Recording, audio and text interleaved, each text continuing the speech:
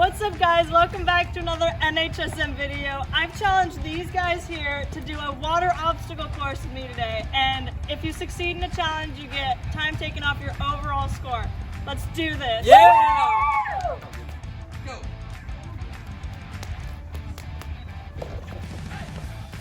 You can go faster if you want, yeah. Come on! One more. Last squirt. Oh, okay, here we go. Two. Oh, you gotta speed up, boy. I know. Oh, no. Go, one more. Oh, I'm sad. Okay, go. Next one. I'm sad. Go get a cone.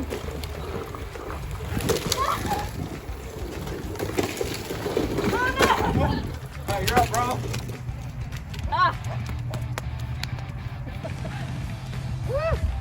Oh, no. I'm good at this game. You gotta throw way harder than that. Come on. Hit me. Oh. Alright. Go ahead. That's good, though. Okay, I found one. Run.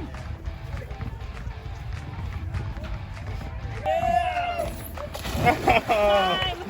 Good job. Go. Okay, Come Evan. on, Evan. And you can fast jog too. Uh-oh. Oh, you gotta pump it up more. Oh, you gotta catch up. Oh yeah, this one. You gotta back up, buddy. Do it, yeah. Oh, Nice. Keep going. Yeah. 8, 7, Oh. Yeah, keep going. Oh, that's it. That's in. I got him. Yeah. Spray that one too. I'll get the next one. Spraying the whole time. Maximum wetness. Maximum wetness. We had 4 water balloons, right? All right. 4 water balloons. Show me what you got. Oh, okay, go ahead. Oh, there you go. Hey, he's two. 2. No. 2. That's one. Hey, good job.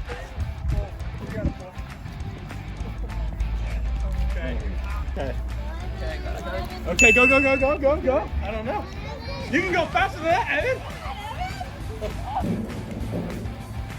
Hey.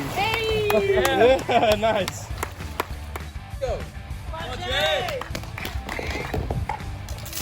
Oh, that's one. Oh. Uh-oh. Oh, you good? Okay, yeah, you're good. Oh. Close. Jay. Come on, Jay. Come on. Come on.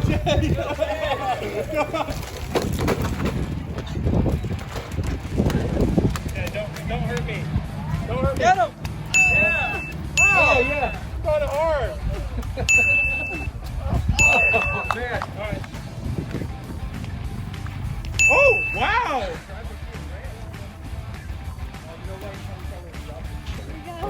Oh, hey, nice. Go. Come on, Renee.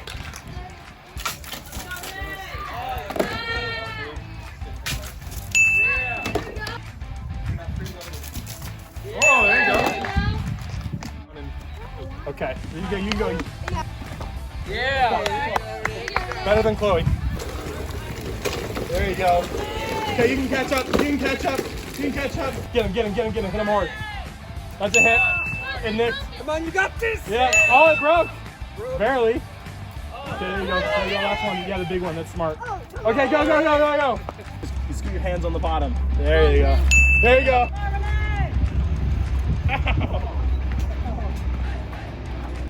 She was fast. Hey, nice.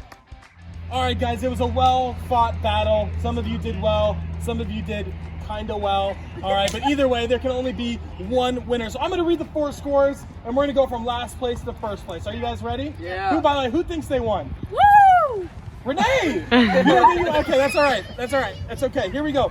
In last place, with 157 before reductions, with a final score in time of 1 minute and 53 seconds, we have Chloe Evans!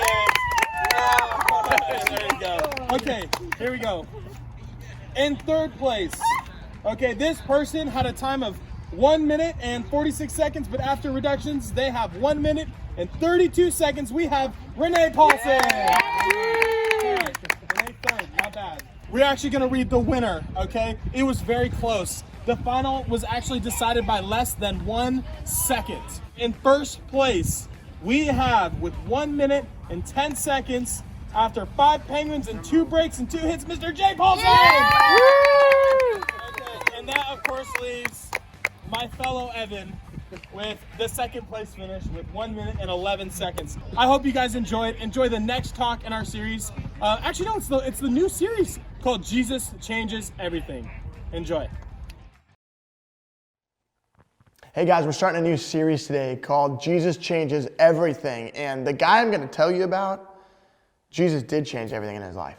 It's one of my favorite Bible stories. It's in Luke chapter 19. If you got a Bible, you can open up to it. It's the story of Zacchaeus, the wee little man that climbed the tree.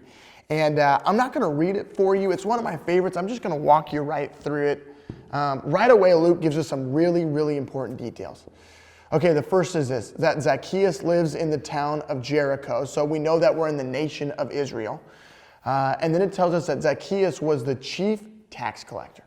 Now, that's a really important detail. You might know a little bit about tax collectors back then. You might not. So let me give you some context. Rome would employ a local ambassador to collect taxes for them. Rome had conquered wide. Their reach was far. And they had conquered Israel a long time ago. So the people of Israel would pay taxes to Rome every year. And so how they collected those taxes was they would employ somebody local. And so the person that they employed in Jericho was a guy named Zacchaeus. In fact, one of Jesus' disciples was a tax collector. His name was Levi. We call him Matthew. And before Jesus called his name, he was a tax collector up in the region of Galilee. But in Jericho, and that town might sound familiar. If you know your Old Testament story, that's where they marched around and sang songs and the walls came down. Or if you know your VeggieTales, it's the same story. But they're in that town, and now Jews live in that town, and Zacchaeus, again, he's the chief tax collector, and his job was to go from, house to house to people to people where he would collect money for the Roman Empire. And let's say the tax was 10%. Zacchaeus might show up and say, hey, taxes are 15%. And you say 15%, I thought you said it was 10%. But the tax collector could add percentages to the tax so they could receive money as well. And so Zacchaeus would show up and he would say, hey, it's 15%. And what if you said, hey, I can't pay the 15%? Zacchaeus would say, no problem. I just want to introduce you to these 2 Roman officers, these 2 Roman soldiers. You see, because he was employed by Rome, he was supported by Rome. Rome wanted their money. And they knew one of the ways to get money would be to physically make sure that they got it. And so they would support tax collectors with the backing of even the Roman military. And so he might even come in and beat you within an inch of your life. He might threaten to damage your home or hurt your family or whatever. But he was going to make sure that he got his money and that Rome got their money. And so Zacchaeus is not the hero of the story, nor is he a comic relief character because he's a short guy. No, the truth of it is Zacchaeus was a very evil man. He's the villain in the story. Luke also tells us that he was very wealthy, which almost feels like a waste of ink. It's unnecessary because tax collectors were wealthy, but he wants us to know that Zacchaeus was so wealthy, that he was so good at his job, that he was so corrupt, that he was so good at stealing from people. People hated Zacchaeus. Nobody liked him in the town, probably other than his paid friends. And here's what happens. Jesus shows up on the scene, and it's Luke chapter 19. It's not Luke chapter 1. And Luke chapter 19 means that Jesus has done incredible things. He's fed thousands of people with just a sack lunch. He's walked on water. He's quieted storms. He's helped heal people that have never walked in their lives. He's healed blind people who have never seen in their lives. He's even raised a little girl from death to life. And his reputation is wide and far. And anywhere where Jesus goes, a massive crowd forms because they want to see the miracles happen. They want to see this guy that they've heard about. And Zacchaeus wants to see him too, but there's a problem. There's a massive crowd around Jesus, and Zacchaeus, Luke tells us he's really short, so he's not going to be able to see over the crowd. The other thing is this, that crowd hates Zacchaeus. And people get courage in crowds, and he might not have his Roman soldiers to protect him at the time. And what happens if he shows up in that crowd and someone decides to get a little courageous and throw a rock at him, or tackle him, or there's some fear in that. And so he tries to figure out a plan, and he does something crazy, Luke tells us. It says he starts running. Now, you go, running, why is that crazy? Well, back then, men wore pretty much a dress. There was an inner garment that would come down low past their shins. And then they would wear an outer garment that's kind of this thicker material. Almost think like wool coat-y, almost, real thick.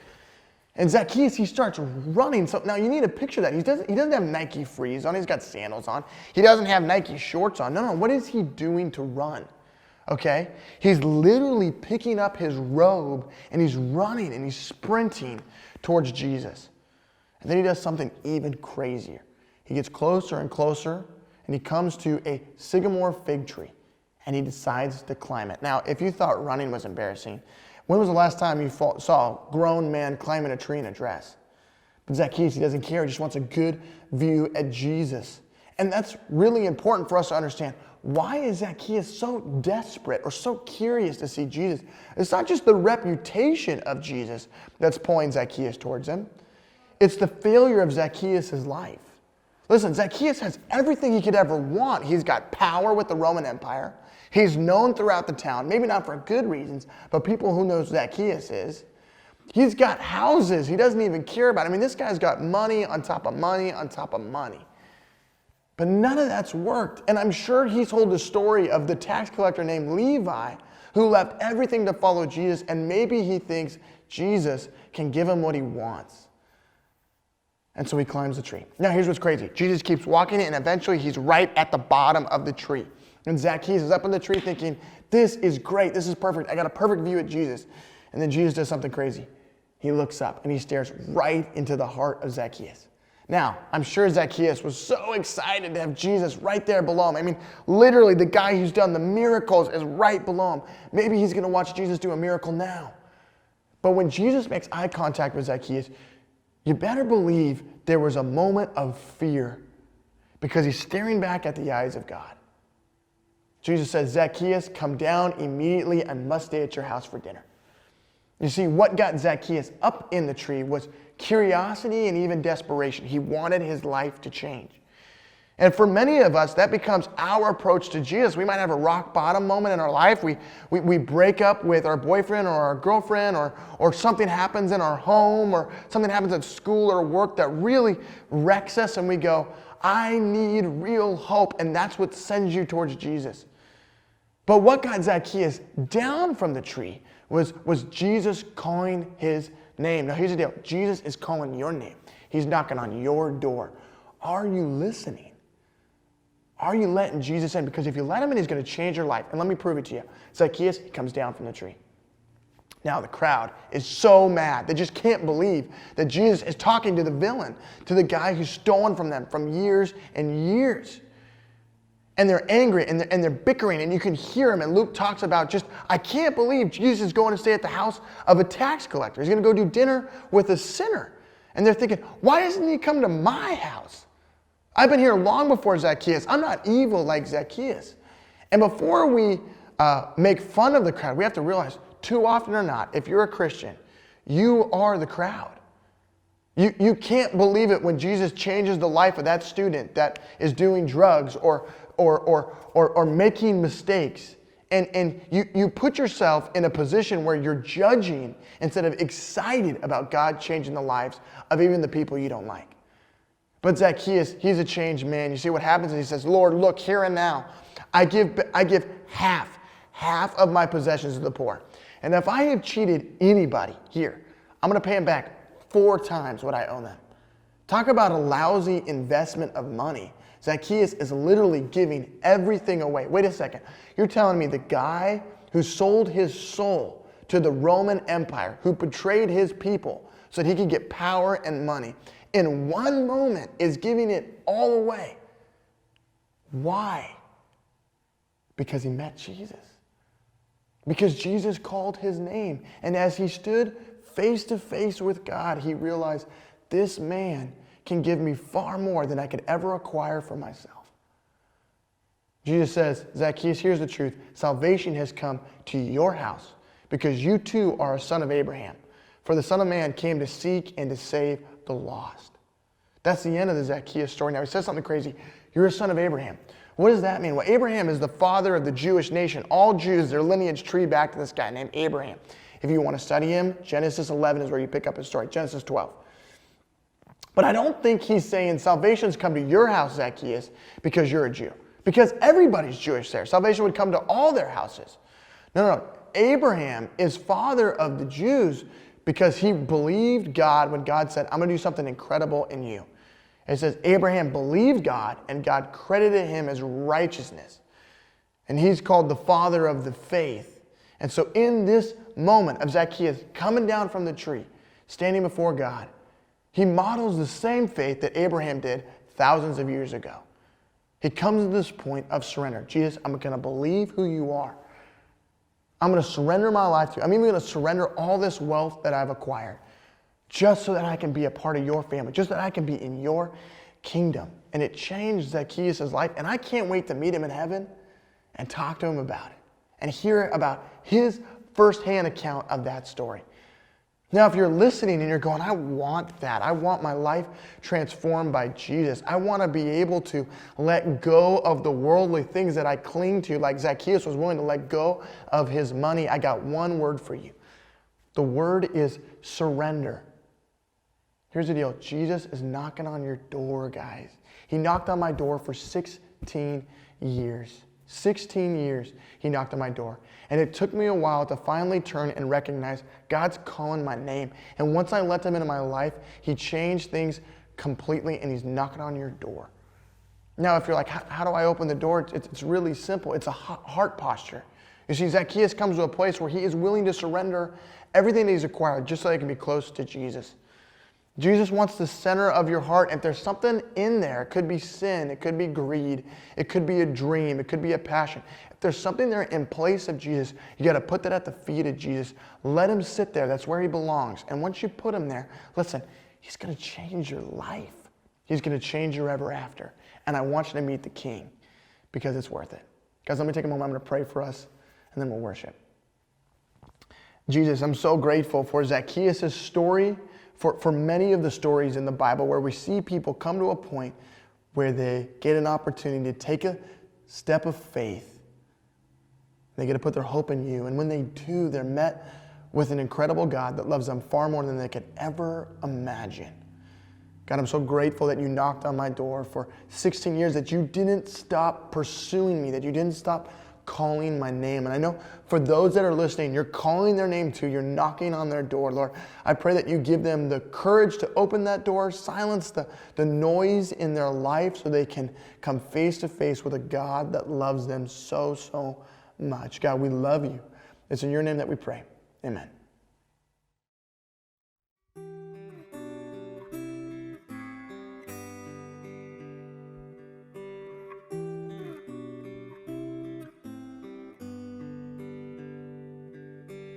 Thank you for the cross that you have carried. Thank you for your blood that was shed. You took the weight of sin upon your shoulders, sacrificed your life so I could live.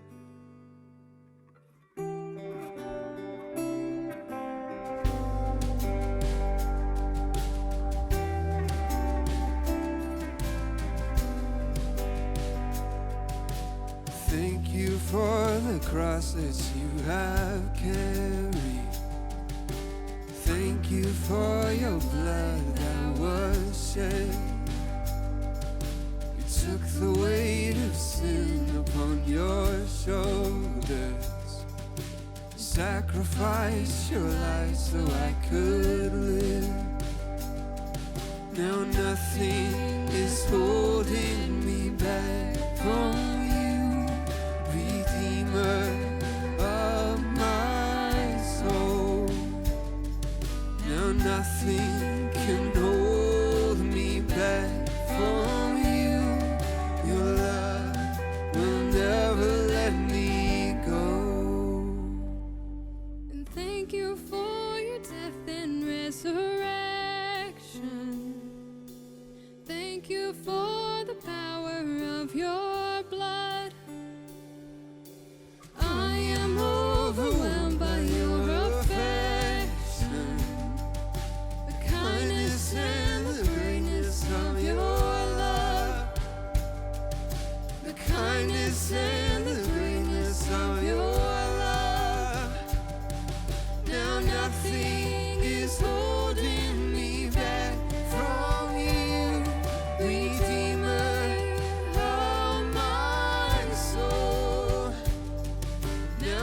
nothing can hold me back from you. Your love will never let me go. Oh, Jesus, you make all things new. Oh, Jesus, you make all things new. Oh, Jesus, you make all things new. Oh, Jesus, you make all things new.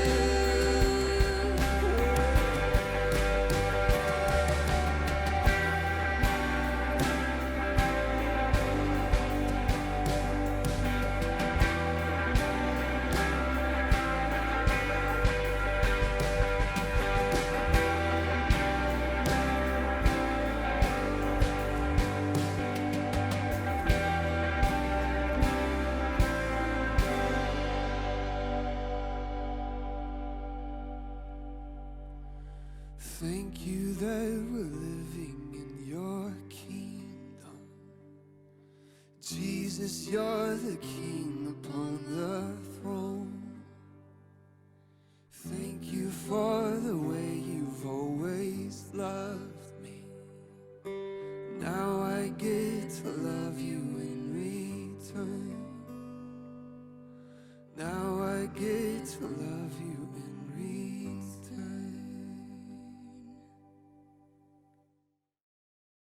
Guys, what is up? It is so good to see you after that an encouraging message called Jesus Changes Everything. I'm so excited for this series because Jesus really has changed everything in my life. And one of the beautiful things about following Jesus is that you get to follow with other people. And I miss being in person with you guys. That's one of the joys of my life.